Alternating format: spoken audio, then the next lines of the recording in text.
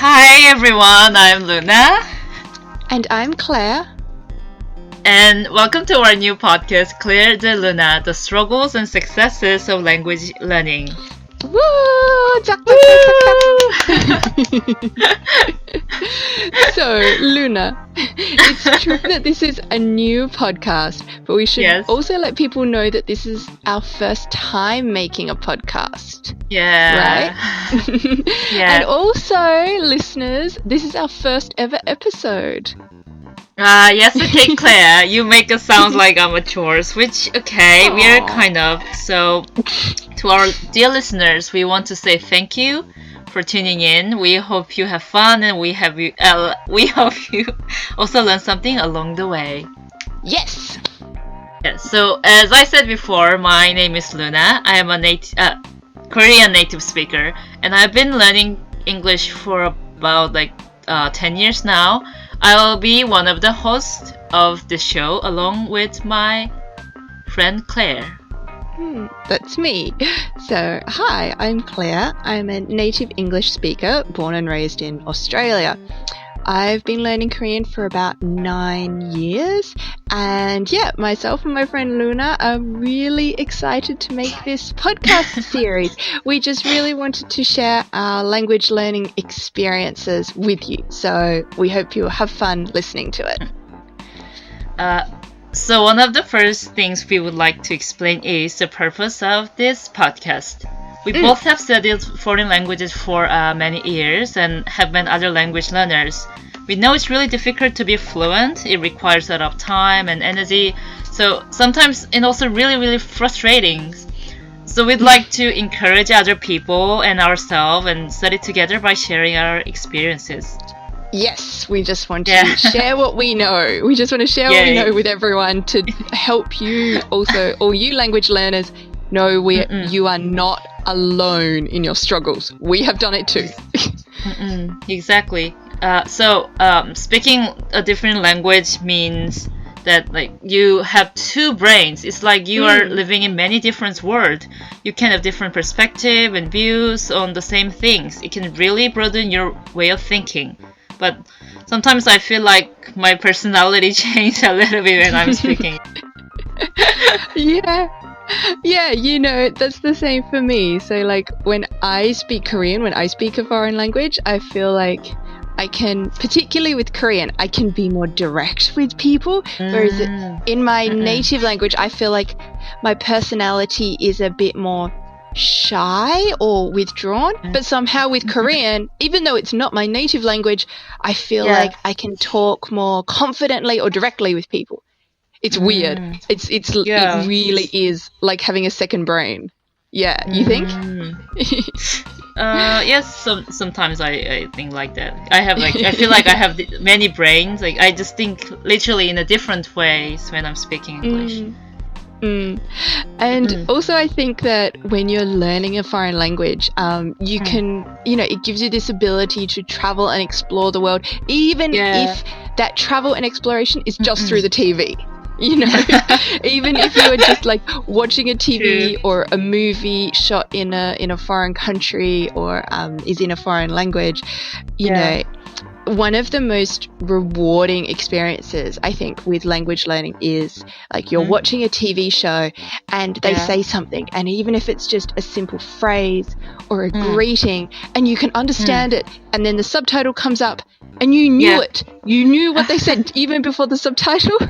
Exactly. This is the biggest, it's like a rush. It's like some adrenaline, and it's I don't know about for other people, but for me, it's the biggest reward, and it gives me the energy and the motivation to study again later, because it's okay, I have this tiny reward of understanding a native speaker through a movie or a TV show. It's really energizing, I think, and I hope that other people experience this too. And the other thing is that if you're lucky enough to travel and use the foreign language that you're learning, you make amazing friends and connections with people when you're using that foreign language in that country. Yeah, so like that is 100% true for me, because that's why I could meet you. That's why we're making this podcast together. And yeah, English is an international language. Every student in Korea is supposed to learn English in a certain degree.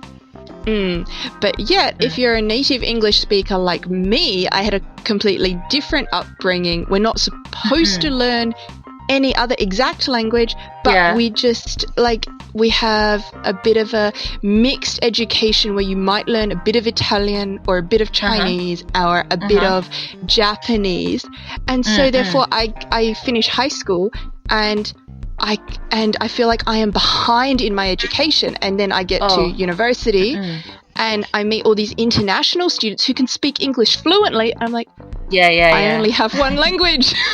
I feel like I'm behind. And we have very different experiences. So anyway, to get more specific about this, Luna, when did you first start learning English? I think I was interested in English when I was 6 or 7, a really long time ago. So my mom taught me the English alphabet and really some basic words. So I also took classes at school, but I haven't had many chances to speak English until my mid-20s, because as you know, Korean is very different from English, and our English education system really only focus on reading and writing and just like memorizing difficult words. So Cleo knows it very well.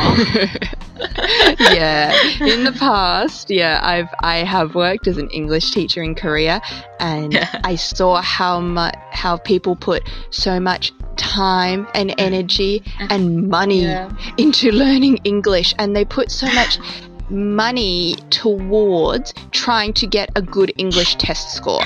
So it wasn't even necessarily that they wanted to go traveling to America, or they wanted to enroll in in a course in a foreign country or something. They just wanted the English test score. Exactly. And just scores. Exactly. So I think that kind of idea creates a lot of problems, and I saw a lot of the problems. And see, it was really hard for me teaching English, because I think that language, when you learn a foreign language, it should empower you. It should make you feel proud of even the baby steps that you make along the way. But when I was teaching English in Korea, they didn't see it like that. Like, the baby steps and the progress was not celebrated. It was not... Exactly. Yeah, it wasn't acknowledged. And the only thing that people celebrated was the end result. So that was really... it was really different, and really that made my job kind of hard, because I wasn't necessarily seeing things from the perspective of the parents and the children that I was teaching. They had different perspective from me. Yeah. I mean, many people can speak English in Korea, but they're even ashamed of speaking English. They're really shy. I mean, no one is like, oh, I'm so happy that I can speak a different language, including me. I'm like, oh yeah, I'm so shy. I just don't know what to do. And many of my friends, they can understand and they can have a simple conversation with native speakers, but they just don't. They're so shy. And Korean people in general, maybe not just Korean people, let's just say Asian people in general, people are being too serious about speaking English and too shy. They just, I think that you put the society puts a lot of emphasis on being perfect and being fluent, and it's from a language learning perspective and a second language learning perspective. That is really unhelpful. That actually damages your progress. If you want the perfection mindset, it damages your progress. But I mean, how can you teach society? Well, you and me in this podcast, we can try. Yes. We can try. We can try. Yeah. We can really, really try. And make people happier with with their language learning ability, with just the journey. So people don't need to be perfect. Like me, I'm not perfect, but I'm just trying to speak English, and my skills getting better. So yeah, well, when it comes to language learning in Korea, there's so many things we can talk about. Yeah. So when you were younger, what was your exposure to English like during school? So like you studied when you were like your mom taught you a little bit. Yeah, but then what happened? So like I said, I just took some classes, and also I really just focus on reading and writing, and you know, there aren't many native English teachers in Korea too. Like these days it's changing, but about 10 years ago there were only 2 native English teachers in my high school, and there are more than like 1,500, like 1,500 students. So there were only 1 Australian lady and 1 Korean American guy. I've never had the chance to talk to them. So pretty much like in high school and middle school, I could read some books and took some classes, that's all, and read memorized some word for, you know, passing the exam and to enter the university. That's almost the only thing I could do. So I had to study by myself, and there are some reasons why I studied English really hard. Yeah. So why did you end up focusing on English? So after I entered university, I had to take some English classes and get a certificate for my job application. You know, even though Korea is not in Europe, people really think that studying English is really important, and I was supposed to get a certificate like TOEIC and IELTS or TOEFL, and those things. Right. Anyway, I wanted to be a writer or book editor, but I just realized that like those jobs are not financially stable unless I get into a big publishing company. So it seemed really difficult at the time. So I looked for the other options that I could have. I didn't have many options as I just studied humanities, not businesses or economy. I think that in Korea, if you're not everyone studies like business management or medicine or engineering, something to do with engineering. Like to enter Samsung. They are like the only well-paid jobs, or like they're the only degrees that will get you a well-paid job. Like I know people who studied engineering and then they ended up working in a marketing company, and I'm like, didn't you need to study marketing to work in a marketing company? No. I just went to like Yonsei and I did engineering, and now I work in marketing. It's a very different system in Korea to, for example, what I know in Australian universities. So it's tough. It's really tough. So I couldn't afford to go to graduate school. So anyway, I had to get a job. My grades were good, and I thought, okay, I could apply for some government positions. So I talked to a counselor in my university. I don't know the name in English. So you know, someone who gives advice to students for their future careers. The careers counselor, we say. Okay, careers counselor.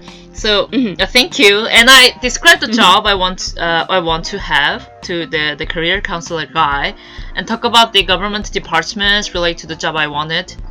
And as I remember, the best match for my skill was with the what's it called? Ministry of Culture, Sports and Tourism, because I studied history.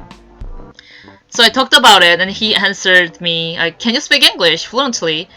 So do you have certificate to prove that like you can speak English?" So I told him, no, no, I don't. No, I don't have the certificate. I'm not fluent, but I can read and write, and I can have a basic conversations. And I have some time until graduation, so I will just study and I will improve myself. Yeah, that sounds like a good attitude. It shows that you were willing to work hard. But like the guy said, no, you cannot get the job. Like the job is for people who are born in English-speaking country or who have lived there for a long time. It's too late. It's late for you to be fluent in English. And he told me like, no, you're in your mid-20s. You can't ever be fluent. So I was really upset because like the way he spoke to me like, oh no, you cannot do this. You're too late. You're not born to do this. Like he was brutally realistic and really judgmental. It's kind of true, but yeah, it really disappointed me. But after the interview, I just thought, okay, you told me it's too late to be fluent, but I will just study really hard. Yeah. The attitude that this guy like showed you, the careers counselor like showed, it's so frustrating to me. Like what I saw is that in Korea, if you study English a lot and you have good test scores, then it's like suddenly the whole society thinks that you can have any job in government. It's like it's a status symbol. Yeah. And it's like those TOEIC or TOEFL or IELTS scores. It's like it's like you own a piece of paper and this piece of paper says, I am Korean and I am fluent in English. And it's just like that is literally that it feels like what the society thinks that piece of paper means. Yes, exactly. Yeah, but you know the interesting thing, Luna, and this is something I want to talk about in a future episode. Okay. But the people who really are bilingual, like Gyopo, and like people like other Koreans who have lived overseas for a long time and they come back to Korea, they often face judgment and like kinds of discrimination in the workplace because they're not seen to be real Koreans, like quote unquote real Korean. And like even in my like outsider knowledge, but also knowledge from having a lot of Korean friends, you know, people will judge these Koreans who speak English well. They will judge them on their Korean manners, and they will judge them on using Korean honorifics perfectly. Yes. It's impossible. So it's like, yeah, it's crazy. It's like you can't win. So they have unrealistic standards for English skills, but then they suddenly put unrealistic standards on these Korean people for their own Korean skills. It's like all of these kind of frustrations. And then another issue entirely but related is for men and their military service, and if they are Korean but lived overseas or did the service or didn't do service, it's another issue. But yeah, these kinds of things we will talk about, I think, in future podcast. Yeah, we can like make like 10 episodes related to these things, like Kyopo and a really bad language education system in Korea in general. Yeah. So Luna, what did you do after meeting with this stupid counselor? This stupid counselor. Okay, so probably just after or just before the interview with the counselor, I traveled to Europe. It was the first time for me to travel abroad. When I was 25, in Korean age, I think, my best friend stayed in Italy as an exchange student. So I visited her. I went to Italy and Czech Republic, Hungary, Australia for my first trip to Europe. So sadly, sadly in Italy, my wallet and mobile phone were stolen, and I visited a police station in Firenze, but like they really couldn't be bothered and they didn't help me. I wasn't able to express myself and I was really frustrated. But like, so thanks to my friends, I could get the document I wanted from the police. But it just really made me think that okay, if I cannot speak in English, if I in like Europe, or if I can not speak with foreign people, I cannot do anything. Like, you know, people really don't care about me, and people don't try to help me. That's actually really weird, because in China, same thing happened to me. I couldn't speak Chinese, but even though I couldn't speak Chinese, the police were really friendly to me, and they just used Google Translator and helped me to get the document, give me a ride. But in Italy, no one was like, "Oh, do you speak English?" No, I'm not gonna speak English. They just like ignored me, and I was, oh yeah, this is just really bad. And also when I was in Rome, I met a really nice Austrian guy who was reading a Russian novel I really like. So I talked to him a little bit about like the novel, but I couldn't be articulate. So like this also made me think, oh yeah, I really have to study English. The guy was really nice and he looked super smart, especially with his glasses, and I could have a good conversation if I was fluent. Yeah. So basically what you're saying, Luna, is that you began to study English more because you wanted to talk to more cute guys who you met while traveling, who read like foreign books that you liked. That's why you're doing it, to talk to cute guys. I'm happy if I can talk to cute guy, but not just because of that. Not just because of that I like study English. It's more like I want to be articulate and communicate with people, learning new information. I feel like I was like missing opportunities because English is an international language that is used almost everywhere in the world. So after the trip, I came to a realization that like knowing and speaking English is a superpower. I knew it was important, but it's way more important than I just thought. Like people treat you differently with this power, and also can read my favorite writer's book in their native language. So okay, Claire, why did you first start learning English? I first started learning Korean because of the 훈민정음. Okay. Oh, 훈민정음. Oh, yep. 진짜? Really? 진짜요. Not because of K-pop or Korean drama or like K-pop star like SHINee, my favorite, and also one of your favorite, like K-pop band. No, I really did spend like the first 21 years of my life not knowing SHINee. Oh wow, okay. Yeah. So yeah, in the beginning I had no idea about like Big Bang or Lee Min-ho or like, Coffee Prince, anything like that. No, all of that came later. So for me, what happened in 2011, I was at university and I was majoring in linguistics, which is 언어학. 언어학. Yep. And then in my first year, we had a particular subject called world orthography. Okay, orthographies. Okay, so what's orthography? So everyone, orthography is the technical term for a writing system. So like Chinese characters and Greek letters or Japanese hiragana, all of these different writing systems are orthographies. So in one of these classes, we spent one lesson learning the Korean orthography, Hangul. Hangul. Yep.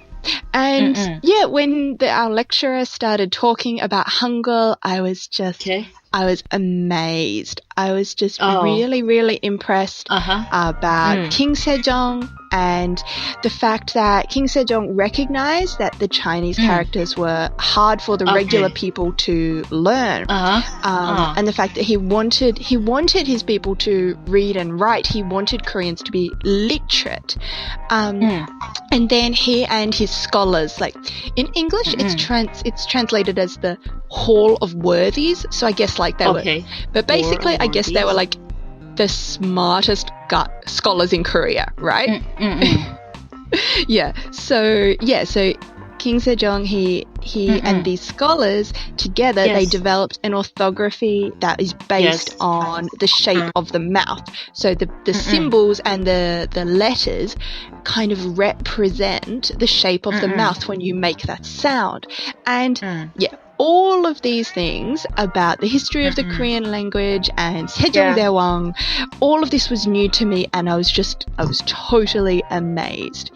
But then the next week, of course, my class had moved on to studying a different orthography. I think we went to like Japanese hiragana the next week. But for me, I couldn't let it go. I started spending my spare time doing more research about Korean language, and then also more time studying about Korea, the country. So like, sorry for interruption, but you know that actually these days many historians said they like actually King Sejong, he just like invented Hangul almost by himself. Like people on history book, people say, "Oh, okay, the scholars helped him," but actually, many historians think that the scholars were against King Sejong because they thought that if they develop a new language, if they develop it's like a new alphabet for common people, the common people will be too smart. Some scholars were afraid of it, so the King Sejong himself, he just like did it for for the country almost by himself. Like he was like super smart. He was just a genius, and it's some historians. Yeah. That's the thing. Like I have only learned this in. I have only learned about Korean language and Korean history through English scholars who are studying Korea. So of course, I can only read like maybe 0.01% of all the knowledge about Korea. So I'm really I'm really excited perhaps in the future that these historians, these Korean historians that you're talking about, I can learn more about like what they have researched and how they have discovered that maybe it was just Sejong Daewang like doing the creation of Hangul by himself. But that's really interesting. I kind of knew that, but I think that's the thing. In my English education, I had just found that, there's Sejong Daewang and the Hall of Worthy Scholars, and together they made it. So, but it's cool to know that there are different theories about how it was made.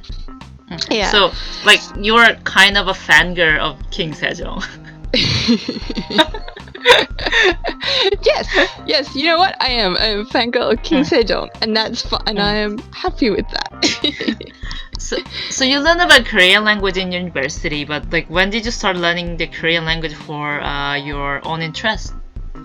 Well, a few weeks after that first linguistics class, I found a Korean tutor in my hometown in Australia, and I began to take lessons with her once a week at the library. So it was, definitely something I wanted to do just for myself. Wow. So, you once in a week, right? Once a week. So how old were you when you started lesson with your tutor? I was 22. So everyone, all our listeners, please don't worry about what age you begin learning a language. Do not compare yourself to other people who are learning the same language. You need to be patient and kind to yourself. Yeah, really patient. And don't listen to people who will like criticize you or say you are too late it's too late to become fluent. Yeah, it's just not true. And learning a language takes time, and everyone is different, but if you keep going, you will become fluent, and you know what, you will get some enjoyment along the way while you are learning.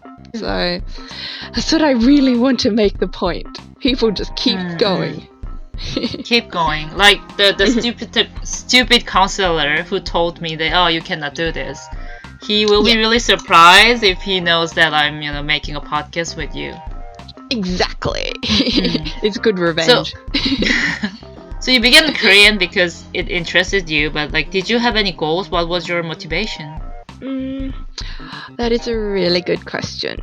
In the beginning, I didn't have any goals. I just wanted to learn more about this language and maybe learn actually a bit of the language. But when I mentioned to some international students who were my friends at university, a lot of the international students came from China and Japan. Oh, wow. And they recommended that I watch some Korean drama. Wow. Korean drama. Yes. So it's interesting. I didn't even get Korean drama recommendation from Korean people. I got it from Chinese people. Chinese people. It's really popular in Asia. That's what I learned. Later on, I learned that this whole thing about Hallyu Wave and everything. Hallyu Wave. So the first drama I watched was Gung, And the Princess Hours, the one about the girl who marries into the royal family, who Korea doesn't have a royal family anymore, but yeah. Anyway, it was amazing. It blew my mind. And this was about 6 months after I had started like learning Korean as a hobby, as like a very casual sort of hobby. But I was just, again, my mind was blown, and I just thought, wait, Korea had a royal family, but it doesn't have a royal family anymore? But you're making dramas about a fictional royal family? Like, for me, it was just amazing. And so learning more about these dramas and the world that was created, even though it's fictional world, that motivated me, and I really wanted to learn more. So yeah, it was really the palaces, the royal family. I was really keen. So after Gung, I watched Dream High, and that was when I learned and that was when I learned about K-pop. Yep. But of course, like, even though I saw Dream High and I was like, oh yeah, these guys are cute and they can sing and all of that.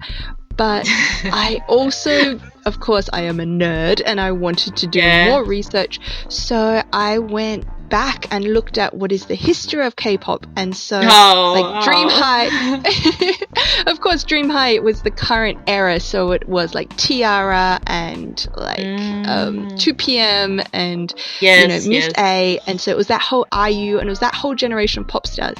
So then I went back a generation and I looked at H.O.T. and Sex Kiss and all of these other people. And then I looked back at why Korea makes this kind of pop music, and I looked at the Asian financial crisis, and the fact the Asian financial crisis meant that SM and JYP became such big companies because all the other smaller companies could not survive the financial crisis. And then, of course, I went back even further, and I looked at Soteji and the Boys. And Soteji, really?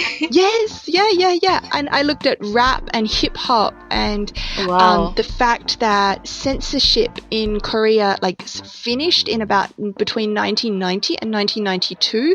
So therefore, people could be more creative in music and more creative with the music that can be played on the radio.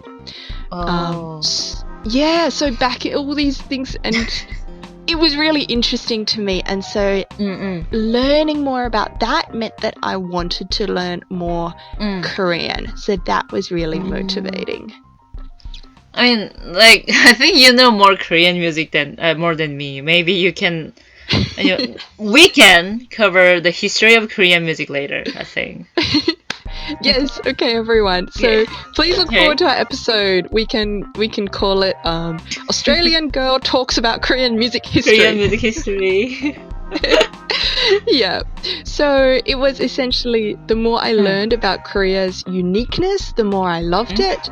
And then along the way, learning Korean language is just more and more helpful and motivating, and that is still how I feel. It's still today, 10 years later, 9 years later. I'm really glad that you fell in love with Korean language, so we can make a podcast together. And I mean, because I study English and you study Korean, we could meet. So listeners, are you curious about how we met? How we met?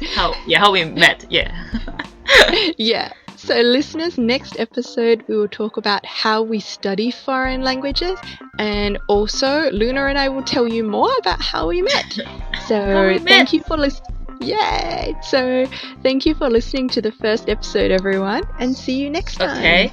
See you next time. Bye. Bye. 잘 가요.